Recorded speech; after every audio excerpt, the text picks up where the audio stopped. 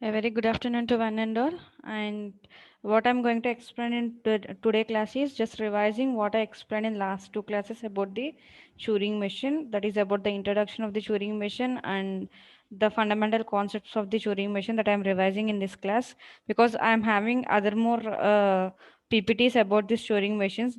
And these are also will be useful for you. That's why I'm again repeating these concepts. And then after that, I will go to the concept of designing the Turing machines. And here I already explained you what the Turing machine is, right?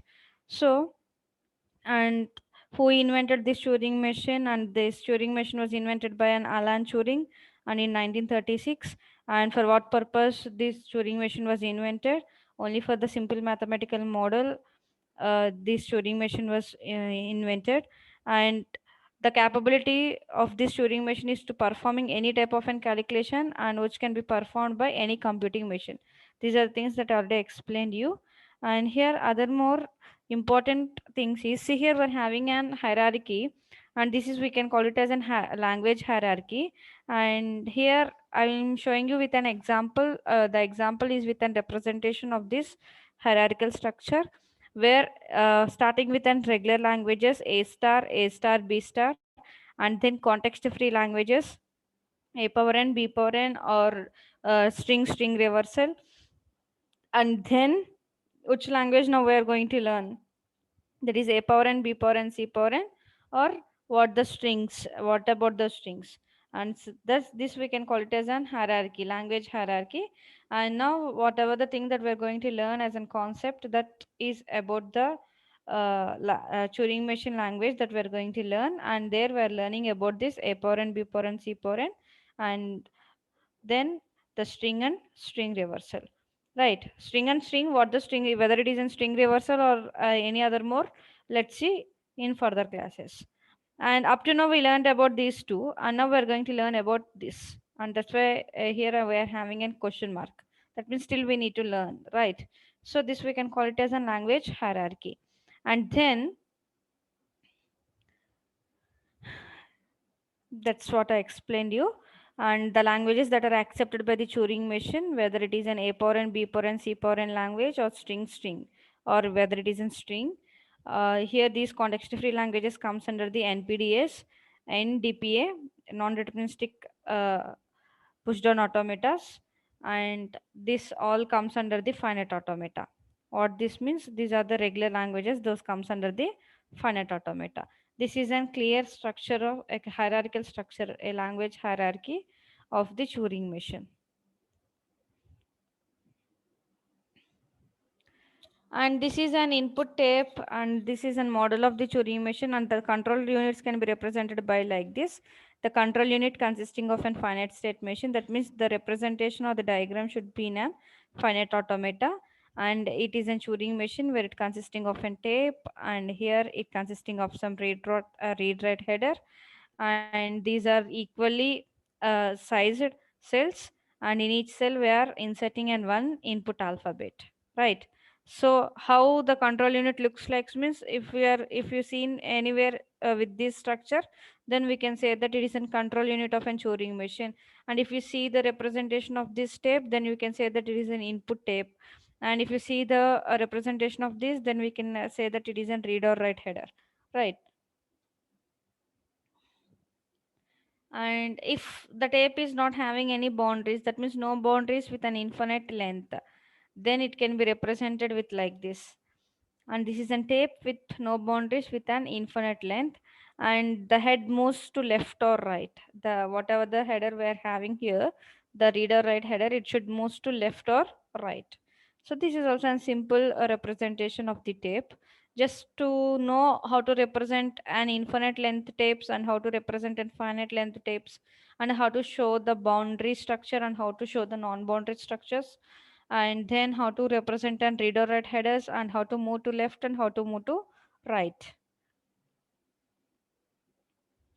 And see here the head at each time step we need to count the time steps here, starting with the time 0, time 1, time 2, time 3, and so on.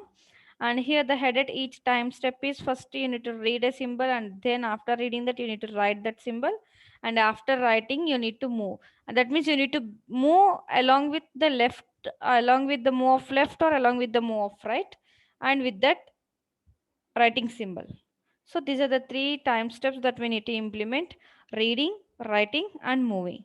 Right? Is it clear? Read, write, and move. To move to the directions of left or right. And reading with and reader read header, and at time zero I'm reading the starting input symbol. At time one I'm reading the second word in my input symbol. Like that you need to read. That means time count here. Time steps you need to count, and with these three steps, one to read and one to write a symbols, and then finally you need to move to left or right. Example, just here we're having an example how to write the time steps means time zero. See, at time zero I am reading the my I am reading an input A, right? At time one I am reading an input K. That means, see, what's the difference between this step and this step means, first I read A and then write K in the place of A, right? And then I move left. I move left, right? And reading an A, now I need to whenever I read an A, my input gets changed, right? My input gets changed, now it gets changed to K, and it should move to left. So it moves to left. In the place of left of this B, we're having K. Is it clear? This is the most important thing that you need to know: how to read, how to write, and how to move. This is move left, because A B, now I read an A, and I need to write it as an K, and it also should be, the K should written at left of the state, right? So the left of the state should be an K now.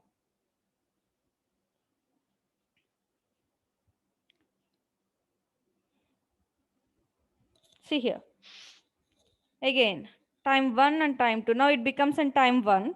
That means now I am reading B with K. I am reading B, and it should write F, and also it should be an right, and also it should be an right of K. Is it clear now? So left means this side and right means this side. When I read B, I need to write F. So in the place of B, I get an F. But I need to move to right. I should move to right. It moves to an right. I think you all understand how to move to left and how to move to right. This is the most important thing here. We're having when we're designing the Turing machines. Whenever we're doing the moves to left and right, you need to do carefully, because if you done one mistake when we're moving to left and right means finally you can't get reached to the final state, and there the acceptable language also gets not acceptable. So then, see here we're having an input string. My input string consisting of an input like A, B, A, C. This is an input. The remaining all blank symbols. These are the blanks. B, B, B, B. You can take it as an capital B, or you can take it as an symbol like this. The indication of this is blank symbols B. You can consider it as an capital B. That becomes easy for you. And here my header starts at the leftmost position of the input string. That means I'm starting to left and I need to end to right, right? And these B's are treated as left brackets and right brackets, or we can call them as in blank symbols, left blanks and right blanks, or treated as in left and right brackets for the input written on the tape. That means after writing an input, the starting of the input consisting of an blank symbols and end of the input consisting of an blank symbols, or somewhere you can use the brackets like this also. This is a bracket symbol where it indicates that an empty, that is an blank. And then, and see here the states and the transitions. See, if you are having a state and transitions like this, that means we are having two states, q1 and q2. Q1 with the input A.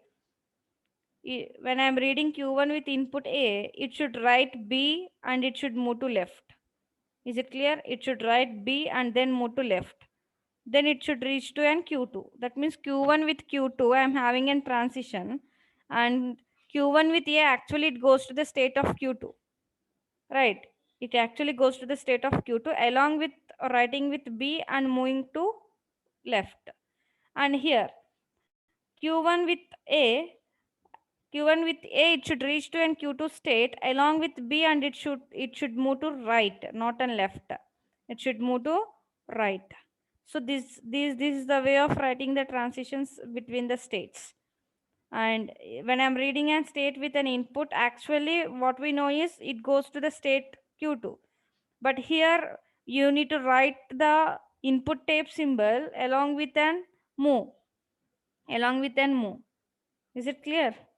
So please make a note of this example. This makes you very easier when you're understanding the concept of designing the Turing machines. Please make a note of these representations.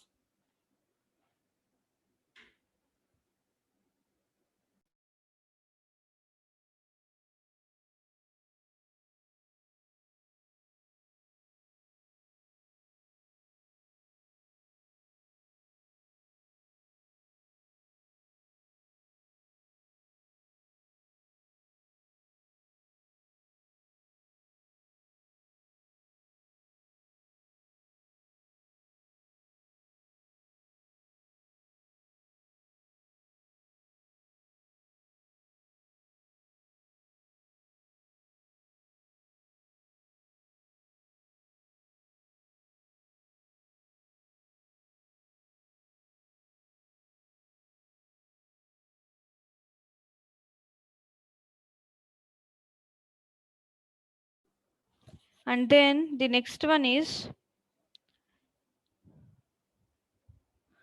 and this is another example, the example with an tape with the state transition. And here the time one, what the time one is, this is an input tape. What it indicates is ABAC is an input, and before the blank symbols and after the blank symbols. And here the current state is in Q1. When I'm reading the Q1 with A, what the output it should give is, it should change the state to Q2 along by writing with by writing the input B, and it should move to an right, and it should move to an right. So when I'm reading the current state with an input A, that means Q1 with A, what the output it should give, Q2 BR. Q2 BR. Q2 BR means Q2, and the input symbol becomes B, and it should move to right. Okay. And this is another example. That means I'm making you to understand how to represent the state transitions, as well as how to represent the input tapes and how to do the moves to left and right. In today's class, I'm making you to understand that's about the state transitions and about the representations of the input tapes, and along with the moves to left and right. And see here we're having an example. Actually, in previous slide, I show you this one, right? And now Q2 with C. That means Q2 with C goes to which state? Q1 with A goes to actually this becomes a time 1, and now what the time 2 is, Q1 with A is Q2 BR, right? So in the place of A, what we get here? B. Right, what you get here? B, and the state change it to Q2, right? The state change it to Q2, and it moves to the next, and actually we need to move to the right, and this is an right of the state, so we place it here. So we place it the input symbol here. Is it clear now? And when I'm reading Q1A, I get an output Q2BR, and this is Q2B, and this is in a right position. And if it is Q2 B left means, and it becomes this side, and we can place it this side. Is it clear? And this is the way of doing the transitions from state to state with the inputs. And now see another example. Q1A is it is Q2B left. See here. Then you can clearly understand what I am saying. Q1A is Q2, the change state to Q2, right? B left. That means I need to move to left, and then I need to change my input to B. Is it clear? Is it clear now? Actually, in previous slide, once again see the previous slide, then you can clearly understand. When I'm reading Q1A, what the output here is Q2B, right? So this, my Q2 shift moves to right side. Here this is in right side. This is in right side. Moves to the right of the C, right to C. And it changed the input to B. And now what the next thing is, when I'm reading Q1 with A, I need to change the state to Q2, and then I need to change the input to B, then move to left. See, move to left. This is the left side move, and the left move becomes B now, and the in the A becomes B. Is it clear? I think it is understand to you all. And with this example, I show you how to move to left and how to move to right. Why I am taking this session also for this, for the same thing what I explained again, and why I am repeating all this means to make you to better understand, because I already said that this concept, the designing of the Turing machines are somewhat complex while compared to the remaining all. So moving to left and right is somewhat complex if you are having an infinite length of this string. If we are having an simple string like an AB or ABC, this that becomes very easy for you to understand how to move to left and how to move to right. When you're taking an infinite length, that means the length of this input string is complex. Then it becomes complex to you when you're designing the Turing machines to move to left and to move to right. So that's why I'm again and again explaining these things. Please, all of you, get understand the concept and get understand how to move to left and how to move to right when we are reading the state with an input to how to move to the state another state along with an input with the move, right?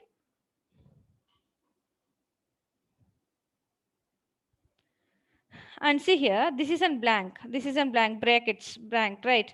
Now I am reading Q1 with blank. What it should give? It should give Q2 G right. That means I need to move to right. The arrow should move to right, and the input of that blank should change it to G, and the state is Q2. Now it is clear? Is it clear? That means when I'm reading Q1 blank, what the input symbol is? G. Actually, I place it G, but where should I need to move? Whether to left or whether to right? Here I'm having R, so I need to move to right. Then the right symbol is again brackets. If you were having left means, then you need to move to C. Then you need to move to C. Is it clear? The moves of left and right. See here. Actually, we need to move to left, so it moves to B. And in this slide, we need to move to right, so we move to brackets. Actually, if you are having an left means, then you need to move to C. That means here you need to put an arrow, and there you need to put an Q2. Is it clear now?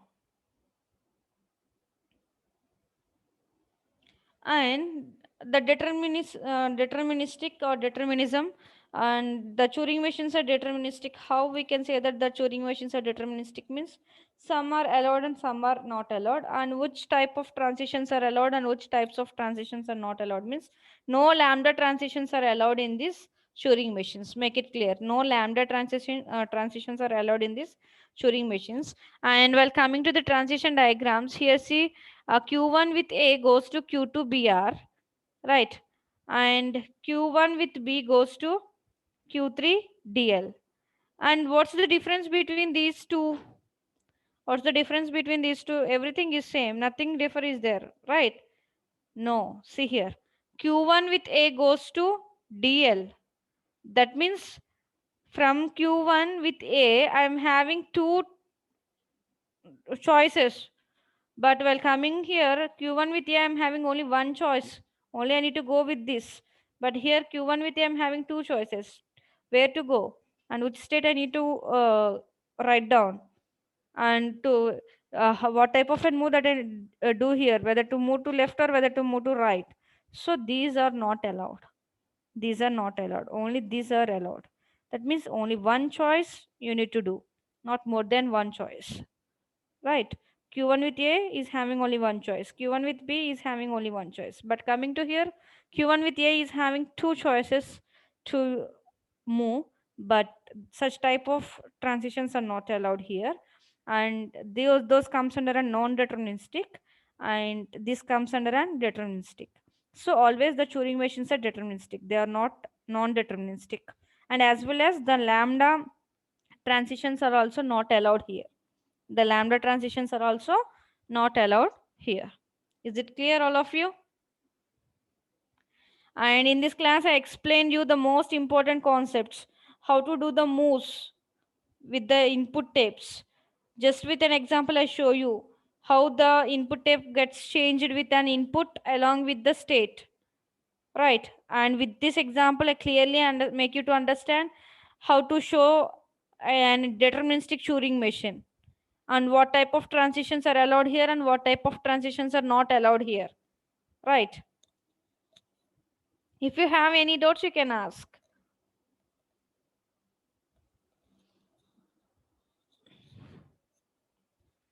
Any doubts to anyone?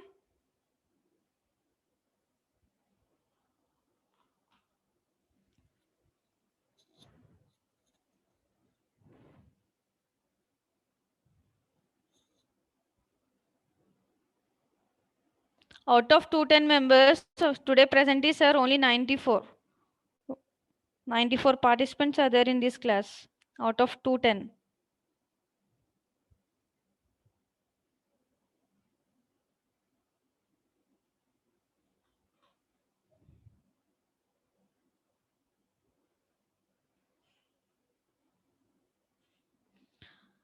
Up to here it is clear. Is it clear to you all? Any doubts?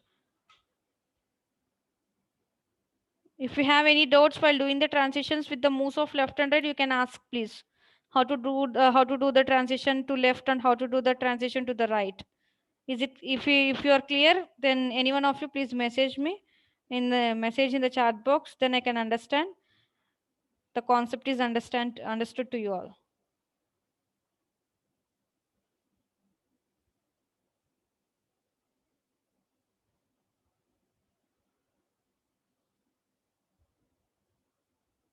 Okay, then the remaining concepts I will cover in the next class. And I think you all understand that today's session, how to do the moves to left and right, and how to change the state, and how to change the input tape symbol, and all those, and how to recognize whether it is a deterministic Turing machine or non-deterministic Turing machine. And the remaining concepts under this Turing machine I'll cover in the next class.